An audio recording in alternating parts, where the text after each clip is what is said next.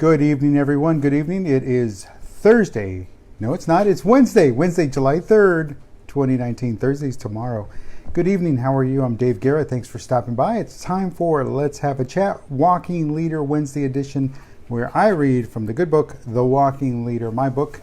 You can pick it up on Amazon.com, Barnes & Noble, wherever paperback and digital books are sold. You can pick up my book there. Let me know you picked it up. Definitely. Let me know when you pick it up. I will send you a autographed little book thing you put here. It's my autograph. So if you want an autographed copy, I don't do digital autograph copies. Sorry about that. So moving on. Today we're talking about Chapter 19, Rule 19, be patient. Humans do not like to be patient, and managers are no exception. In any organization, public or private, things happen quickly, and being patient definitely goes against the grain of what you have been taught and are expected to do. If you're a manager who is starting on the Walking Leader program or getting out there on your own, you must rewire, reconfigure, or reconstruct yourself, your way of thinking and your expectations. This ensures you do not expect too much too soon. Results will happen over time with small successes at the beginning. And then once those small successes occur, the larger ones will most certainly follow, because that's kind of how it is. Little bit. Next thing you know, exponentially, it just gets bigger. Something like a snowball. There we go, that exponential. Rolling down a hill, accumulating more snow along the way, and it gets faster, and it gets bigger, and it's faster, and then next thing you know, it crashes into a tree, and it comes to a grinding halt. But that's not what we want. Now, is it? No, we have to keep going. So throughout this book, patience and being patient is kind of the running theme. It is so very important that you fully understand that you cannot rush something that refuses to be or cannot be rushed.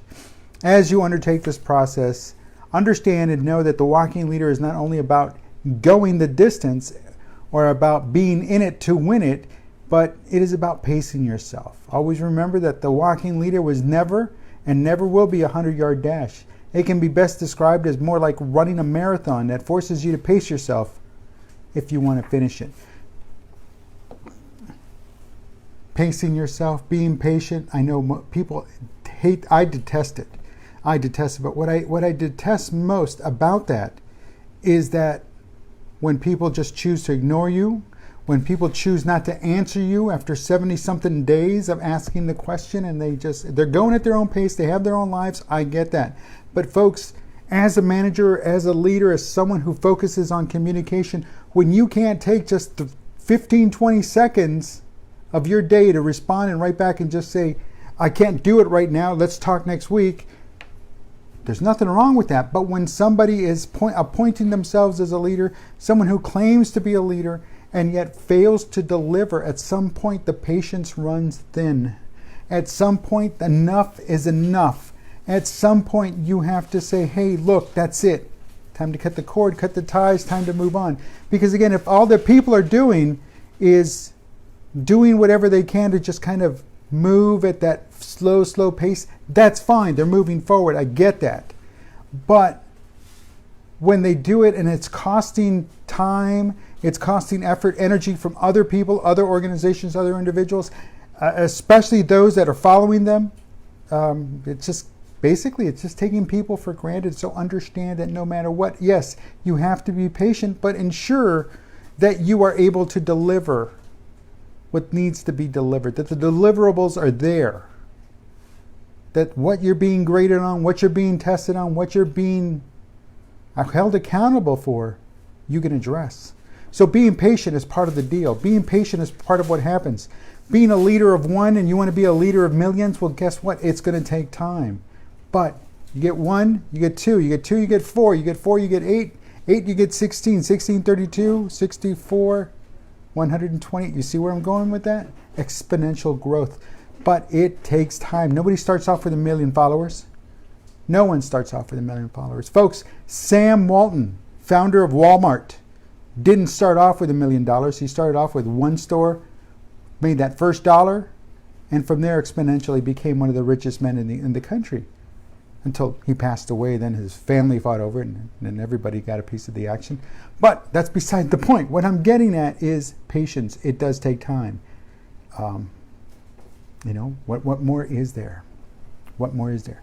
This country didn't get to be the best, greatest country in the world overnight just because we decided, hey, we're going to throw some tea into the Boston Harbor and we're going to wait till we see the whites of their eyes and one if by land, two if by sea. No, it took time. It took a lot of time. Patience, and patience, but it does happen. So folks, understand that as being a leader, you have to be patient. But don't be so patient, don't take so long that it starts affecting other parts of what you signed up to do. Because then that's how you lose that title. That's how it gets stripped from you. That title of leader gets stripped from you. So again, keep moving forward.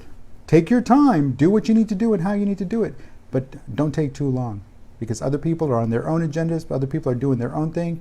And they're not here from you. They're going to cut ties from you, with you. So listen, until Friday, because there won't be one tomorrow. Tomorrow's Independence Day here in the United States. So happy birthday, America.